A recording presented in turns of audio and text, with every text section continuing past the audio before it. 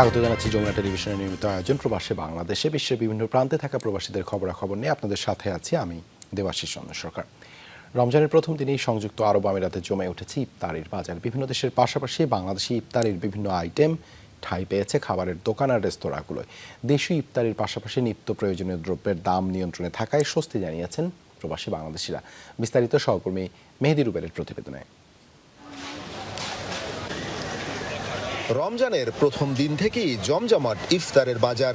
দুপুর থেকেই বাহারি খাবারের পসরা নিয়ে বসেন দোকানিরা।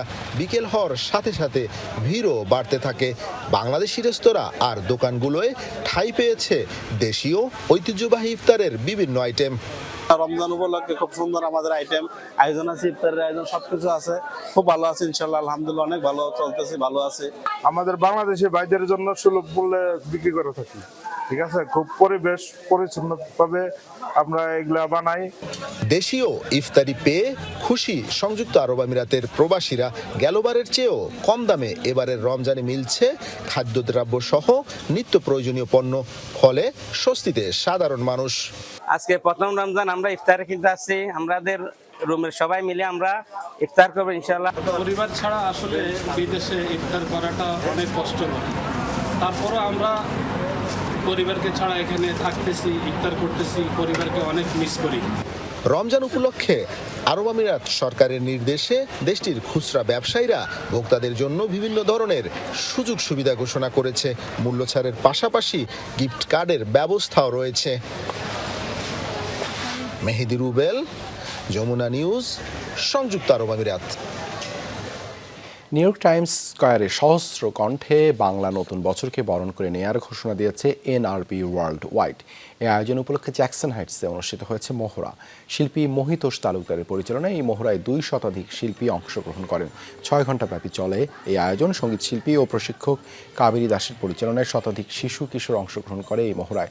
আয়োজক সংগঠন এনআরবি ওয়ার্ল্ড ওয়াইডের সভাপতি বিশ্বজিৎ সাহা জানান, এই আয়োজনে অন্তত 10টি দেশের প্রতিনিধি দল অংশগ্রহণ করবে। আয়োজনের আহ্বায়ক সৈয়দ হাসান ইমাম ভিডিও বার্তায় সকলকে টাইমস স্কয়ারে বর্ষবরণ অনুষ্ঠানে যোগদানের জন্য আহ্বান জানান।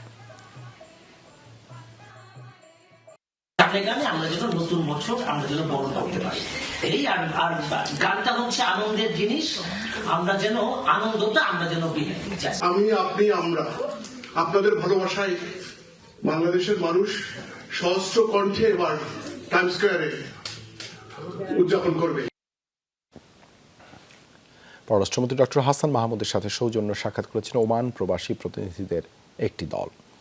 সংযুক্ত আরব আমিরাত সফররত পররাষ্ট্রমন্ত্রীর সাথে সাক্ষাৎ করেন ওয়ার্ল্ড সিআইপি অ্যাসোসিয়েশন সাধারণ সম্পাদক ও ওমান চট্টগ্রাম সমিতির সভাপতি ইয়াসিন চৌধুরীর নেতৃত্বে প্রবাসী বাংলাদেশিরা। এ সময় তারা জানান, 3 মাসের বেশি সময় ধরে বাংলাদেশের শ্রম বাজার সহ সব ধরনের ভিসা বন্ধ করে রেখেছে দেশটির সরকার। ফলে নানামুখী সংকটে পড়েছেন প্রবাসীরা। এই অবস্থায় দ্রুত ভিসা কার্যক্রম চালু করতে প্রয়োজনীয় ব্যবস্থা গ্রহণে মন্ত্রীর প্রতি আহ্বান জানান ওমান প্রবাসীরা। আমাদের বলতে খুব লজ্জা হচ্ছে, তাদেরকে দেশে ফেরানোর জন্য আমাদের জায়গায় জায়গায় গিয়ে দোকানে দোকানে গিয়ে ছাড়া কালেকশন করে তাদেরকে দেশে পাঠাতে হবে। আমি সকল প্রবাসীদের পক্ষ থেকে আপনার মাধ্যমে বিনীতভাবে অনুরোধ জানাচ্ছি, সে সকল অসহায় প্রবাসীদের বিপদে হয় যেন সম্পূর্ণ সরকারি খরচে দেশে পাঠানোর আমাদের ব্যবস্থা করে। আবুধাবিতে কার্যক্রম শুরু করেছে প্রবাসী মালিকানাধীন ব্যবসা প্রতিষ্ঠান ইম্পেরিয়াল গ্যারেজ। এর উদ্বোধন করেন বাংলাদেশি ব্যবসায়ী এবং কমিউনিটি নেতা মোহাম্মদ আব্দুল মতিন। অনুষ্ঠানে উপস্থিত ছিলেন মোহাম্মদ আলমগীর হোসেন বাবর, মোফাসসেল হোসেন, আকবর হাশিম শিবলু, মোহাম্মদ শামসুদ্দিন সহ অনেকে। বক্তারা বলেন, কর্মসংস্থান সৃষ্টি করে বৈধভাবে রেমিটেন্স পাঠিয়ে সরকারের হাতকে শক্তিশালী করেছেন প্রবাসীরা। এ সময় ভিসা জটিলতা সহ বিভিন্ন সংকট সমাধানে কার্যকর ব্যবস্থা নিতে সরকারের প্রতি আহ্বান জানান বক্তারা।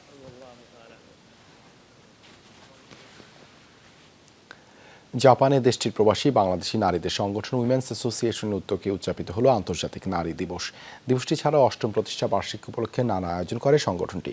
রাজধানী টোকিওর একটি হল রুমে আয়োজিত বর্ণিল এই অনুষ্ঠানে ছিল হরেক রকম দেশীয় পণ্যের প্রদর্শনী। অতিথিদের জন্য আয়োজন করা হয় বাহারি স্বাদের বিভিন্ন খাবার। আয়োজকরা জানান, সংগঠনটিতে ব্যাপকভাবে নারীদের সম্পৃক্ত করতেই এই উদ্যোগ নেওয়া হয়েছে। প্রবাসী নারী উদ্যোক্তা তৈরির প্রত্যাশাও ব্যক্ত করেন তারা। এ সময় ক্যাবের সহযোগিতায় জাপানের বাংলাদেশি নারী উদ্যোক্তাদের নিয়ে আয়োজিত এক অনলাইন মেলার ঘোষণা দেন আয়োজকরা, যা 15 রোজা পর্যন্ত চলবে। পরে সংগঠনের সদস্যদের নিয়ে প্রতিষ্ঠাবার্ষিকীর কেক কেটে উদযাপন করেন প্রধান উপদেষ্টা শাহিনা আক্তার। অনুষ্ঠানের শেষ পর্বে ছিল মনোজ্ঞ সাংস্কৃতিক অনুষ্ঠান। মনোমুগ্ধকর বিভিন্ন পরিবেশনায় মাতেন দর্শকরা। দুইটা একসাথে আজকে একটা জয়েন্টলি আমরা একটা সেলিব্রেশন করলাম আমাদের সংগঠনের সকল মেম্বার নিয়ে এবং আমাদের সোসাইটির কিছু পরিচিত মুখ নিয়ে। আমরা আজকে একটা অনলাইন ফেয়ার করেছি এবং এই অনলাইন ফেয়ারটা চলবে আমাদের 15 রোজা পর্যন্ত।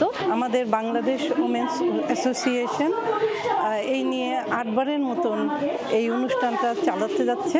আমি খুবই আনন্দিত যে এই বিদেশে থেকেও আমরা আন্তর্জাতিক নারী দিবস পালন করতে পারছি। কুয়েতে প্রবাসীদের সংগঠন বাংলাদেশ বিজনেস কাউন্সিলের নতুন কমিটি গঠন করা হয়েছে। লুৎফর রহমানকে পুনরায় সভাপতি নির্বাচিত করা হয়।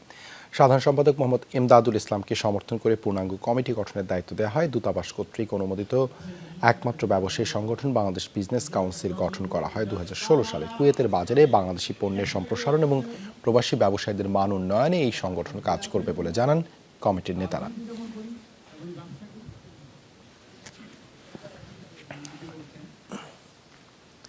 আবুধাবিতে কার্যক্রম শুরু করেছে প্রবাসী মালিকানাধীন ব্যবসা প্রতিষ্ঠান সেপ্টন বাকালা ও জেন্টস সেলুন। এর উদ্বোধন করেন স্থানীয় ব্যবসায়ী সালে আব্দুল্লাহ ওমর। এ সময় উপস্থিত ছিলেন প্রতিষ্ঠানটির কর্ণধার আল মাহমুদ ভুইয়া, মাহমুদুল হাসান ও শিমুল চৌধুরী। এ সময় উপস্থিত ছিলেন বিশিষ্ট চিকিৎসক ডাক্তার মোহাম্মদ সাইদ সহ অনেকেই। বক্তারা জানান, সংযুক্ত আরব আমিরাতে বিগত 1 যুগ ধরে বাংলাদেশের সাধারণ কর্মী ভিসা বন্ধ। ফলে প্রবাসী ক্ষুদ্র উদ্যোক্তারা তাদের প্রতিষ্ঠানে বাধ্য হয়ে ভারত, নেপাল সহ বিভিন্ন দেশের জনশক্তি নিয়োগ করছেন।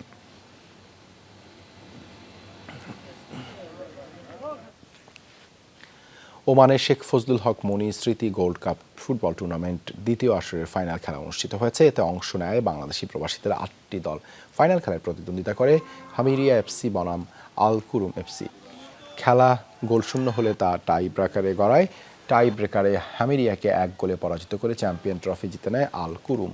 যুবলীগের যুগ্ম আহ্বায়ক ওয়াহেদ আহমেদের সঞ্চালনায় পুরস্কার বিতরণী অনুষ্ঠানে সভাপতিত্ব করেন ওমান যুবলীগের আহ্বায়ক তহিদুল আলম। এ সময় ওমান বাংলাদেশ সোশ্যাল ক্লাবের চেয়ারম্যান সিরাজুল হক সিআইপি, ওয়ার্ল্ড এনআরবি সিআইপি অ্যাসোসিয়েশনের সাধারণ সম্পাদক ইয়াসিন চৌধুরী, মুক্তিযোদ্ধা মোহাম্মদ নোমান, ইফতেখারুল হাসান চৌধুরী সহ বিভিন্ন রাজনৈতিক ও সামাজিক সংগঠনের নেতৃবৃন্দ উপস্থিত ছিলেন। দেশে ফিরেছে সাফ অনূর্ধ্ব-16 টুর্নামেন্টের শিরোপা জয়ী বাংলাদেশ নারী দলের ফুটবলাররা। বয়সভিত্তিক এই আসরে দক্ষিণ এশিয়ার শ্রেষ্ঠত্বের মুকুট পড়তে পেরে খুশি অর্পিতা, সুরভিরা। ফাইনালে ভারতকে হারিয়ে শিরোপা জেতায় একটু বেশি খুশি ফুটবলাররা। নারীদের এমন অর্জনে অভিনন্দন জানিয়ে সংবর্ধনা ও আর্থিক পুরস্কার দেওয়ার ঘোষণা দিয়েছেন প্রধানমন্ত্রী। প্রথমবারের মতো সাফ অনূর্ধ্ব-16 নারী টুর্নামেন্টের শিরোপা জিতে দেশে ফেরা বাংলাদেশ দলের চ্যাম্পিয়ন নারীদের ফুল দিয়ে বরণ করে নেন বাফুফে কর্তারা। করানো হয় মিষ্টি মুখ।